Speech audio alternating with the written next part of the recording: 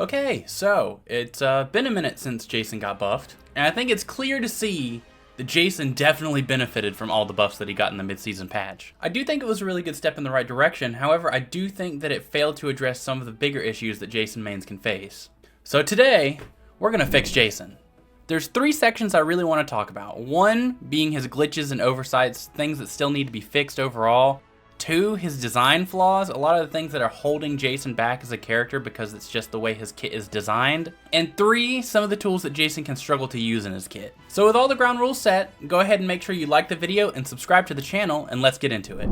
So like I mentioned just a second ago, for section 1, we're going to cover his glitches and oversights. I'm going to start with the most egregious one, his up air. In the most recent patch, the hitbox actually did get buffed, so that feels great. But the bad thing is that people still consistently fall out of this move. Even characters like Iron Giant still find ways to fall out of this move. The culprit here is that the first hitbox doesn't always send into the second. There's been several times where the first hitbox will actively send away from the second hitbox for some reason, and this is pretty severe. It can lead to some game-losing juggle drops. Thankfully, this should be an easy fix. Just always make sure the first hit always sends in the direction of the second hit. But even then, I've had instances where the first hit will hit in the direction of the second hit, but still not far enough for the second hit to connect. On the bright side of what got patched, up attack works pretty much all the time now. It's definitely not perfect and it can still use some adjustments, specifically in its interaction with platforms, but sometimes it can still not launch. And this last part might just be me, but I feel like the range is shorter than it used to be. I've had instances where I felt like it would definitely combo from last patch, but it'll hit them and cause a ground bounce, but they won't go anywhere. They won't get scooped or anything. There's even consistent combos that you can do in training mode that will be able to set this up. Grounded up special is also kind of bugged right now. This bug actually came to be because they were trying to fix a different bug with grounded up special before. Beforehand, if you did his grounded up special and they were too close to the wall, sometimes they could clip through it. This could make for some pretty funny combos if you were doing it on the right stage. What the bug is now is that it'll fail to displace people at all. It's especially bad in tight spots or platforms. There's just instances where you'll hit someone with your grounded up special and they just won't go anywhere. Funnily enough though, they do still get knocked up when you do the slam hitbox, even if they're nowhere near the slam hitbox. And for the last little oversight, fair loses a bit too consistently to low profiles. Even if you do fair on the ground, people can just duck underneath it. I've even had instances where Iron Giant will low profile fair. That's how bad it is. But that's the last thing I wanted to touch on for his glitches and oversights, so let's go ahead and move on to the next section, his design flaws. Jason's design is that he's supposed to be a slow tank that has big buttons to compensate for his lack of movement speed. When his big buttons aren't cutting it or he's getting outsped to an extreme degree, he has to use rage to compensate. Rage in itself is very volatile, and so many of his matchups are decided on whether or not a character can deal with his rage. A big part of it is that the characters that can deal with rage deal with them through their armor breaking moves. And the matchups that Jason struggled the most with are the characters that can overly rely on their armor breaking moves. Think characters like Marvin, Wonder Woman, stuff like that. Characters who are already relying on these moves, but the moves themselves just happen to break armor as well. So my honest opinion is that Rage honestly should not lose to armor breaking moves, but should be nerfed to compensate. Rage is pretty delicate to balance though, so we do need to make sure we're being extra cautious when we decide on how to handle it. But at the same time, a big reason why Jason struggles so much is because he relies on Rage as a mechanic to function. So if you don't really want to change Rage, we can tackle his other struggle points like his disjoints. If you've played Jason at all, you would understand that his moves that look disjointed aren't disjointed pretty much at all actually. Like, yes, they are technically disjointed, but not nearly enough to matter. Now, to player first credit, some disjoints were added on his fair and up air, maybe more if I'm getting them wrong. But honestly, I don't think they were nearly enough to lean him into the archetype that he's supposed to be. Like, Arya is outboxing him because she actually has a disjoint and Jason doesn't. And don't even get me started on characters like Finn or Wonder Woman. You just can't box with them. To be more specific, the moves that need more disjoints are stuff like grounded up special, fair, up attack, and up air.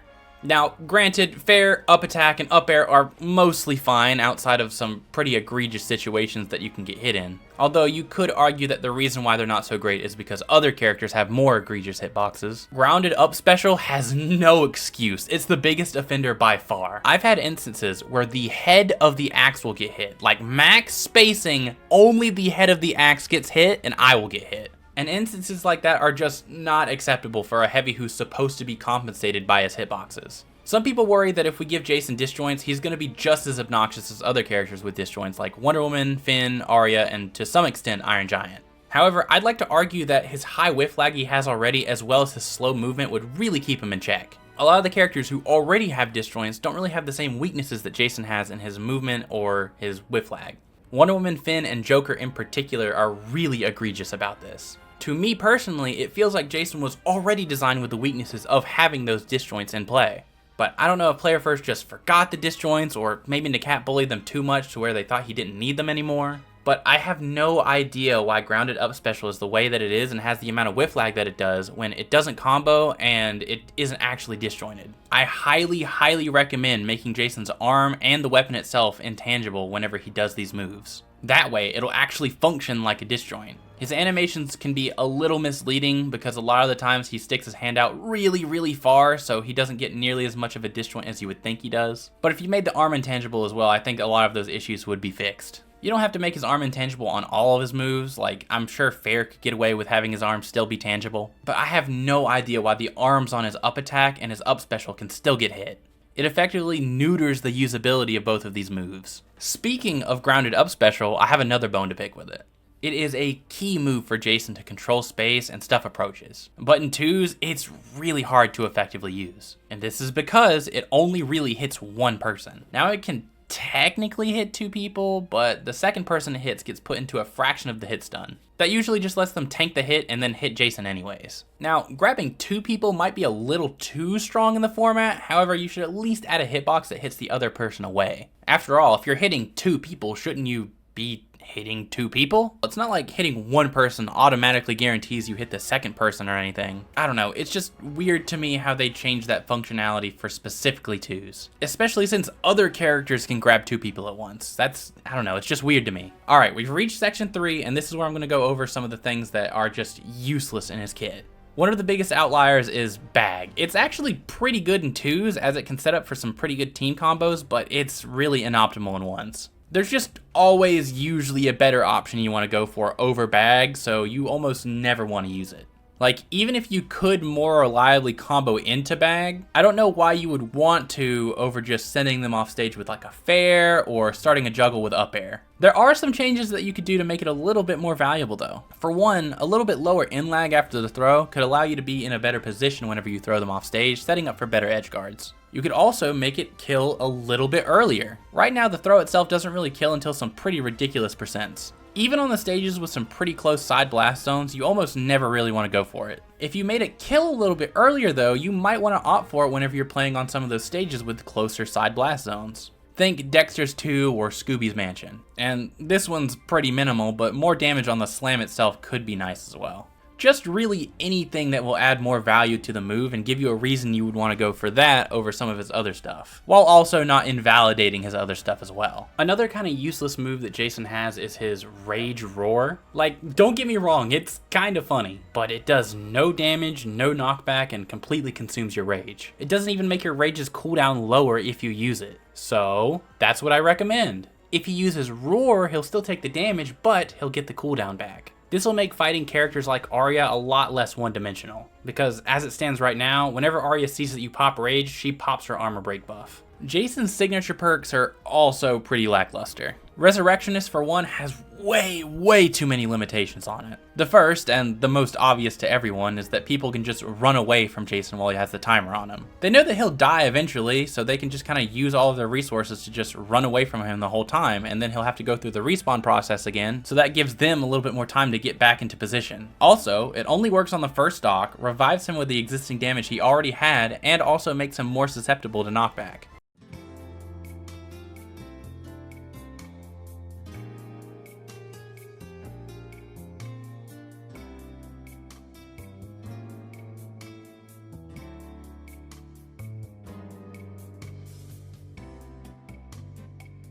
Like, that is a lot of limitations. Like, I get the fact that effectively coming back to life and having an extra stock is a pretty strong concept, but did they really have to go this hard on the limitations? It's just crazy to me because Morty and Raindog can effectively do the same thing for their teammates on a cooldown so they can do it multiple times a match without having to take a signature perk for it and with less limitations.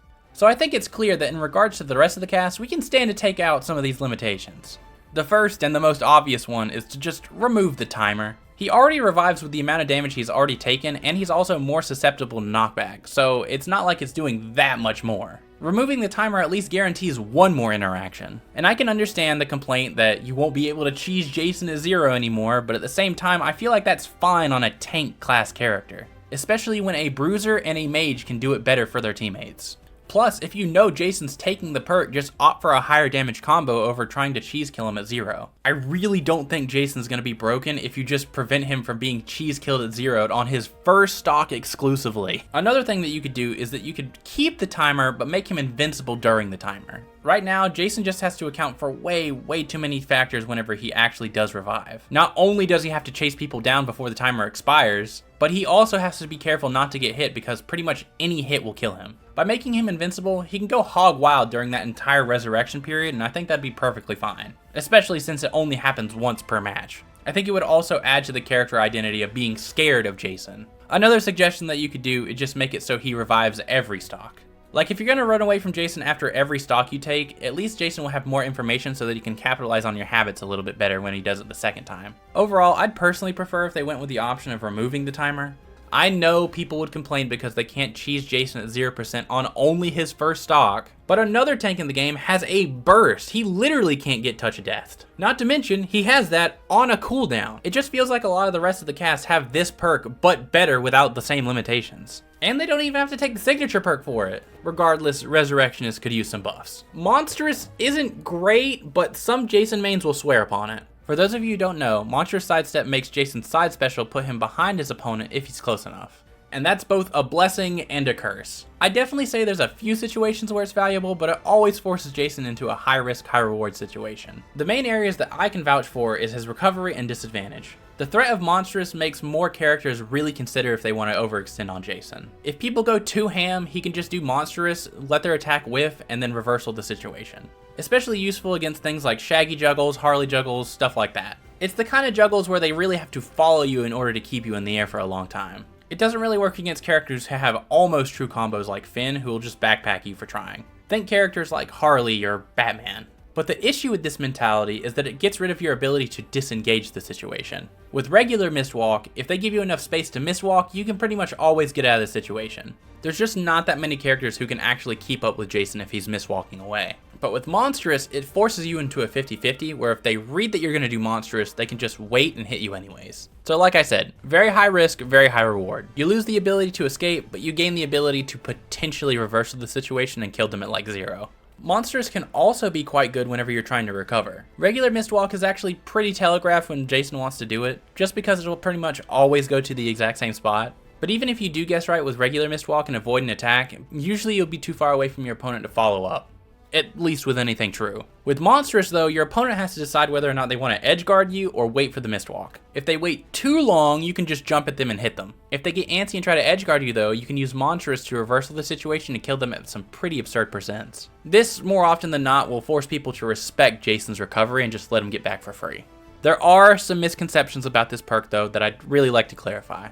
The two primary ones is that Monstrous is better for combos as well as getting in on big buttons. There are fringe exceptions to these cases, but for the most part you can just do these with normal spacing with Mistwalk. For every instance of someone saying that they get on people so much easier with Monstrous, you could just do the same thing with regular Mistwalk and just space it correctly. And a lot of the combos that I see with Monstrous you could also do with regular Mistwalk. The frame data doesn't change.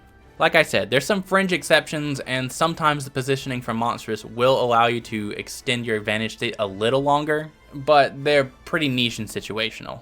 Right now, I personally can't vouch for the perk pretty much at all. This could change though if they were to buff some of the frame data on the move. I have a few examples I'd like to give. For example, if they made it faster on startup or gave it iframes on startup, that would make it much better at getting out of disadvantageous situations and reversaling. If it had, say, the startup of a dodge, or slightly worse than a dodge, it would actually be quite a potent reversal tool. I can understand why people probably wouldn't want that though. If you didn't want to do that, you could also make it have lower in lag after exiting. Right now, the fact that he has any in lag at all makes it not great at getting on top of people with. If you wanted to decrease the in lag, or even give him a little bit of iframes on the startup of his moves coming out of mist, it'd be pretty good. Specifically in the regards of approaching people. You don't have to go over the top with iframes at the end of the move or anything. Just enough so that if he guesses right, he doesn't get hit afterwards anyways. And for a final suggested change, I would recommend a faster travel time or a longer effective range. Right now, the amount of time that it takes for him to get out of the mist makes it so that even if he guesses right on someone swinging, he can still get hit afterwards. If you made the move faster, he'd just overall be able to punish moves much more effectively. And in regards to longer effective range, I think that right now there's just too many instances where Jason won't end up behind people. If you made the range longer, he'd be able to more consistently end up behind his opponent, which, you know, is what I think the perk is intending to do. But that wraps up my personal issues with Jason as a character. I highly recommend anyone who's had issues with the character to use hashtag FixJason on Twitter. I want to see everyone's own little suggestions on how they would fix this character and what they want to see from him. Season 2 is right around the corner at the time of recording, so be sure to subscribe so you can hear my thoughts on the patch. And yeah, that's a wrap. I'll see you guys in the next video.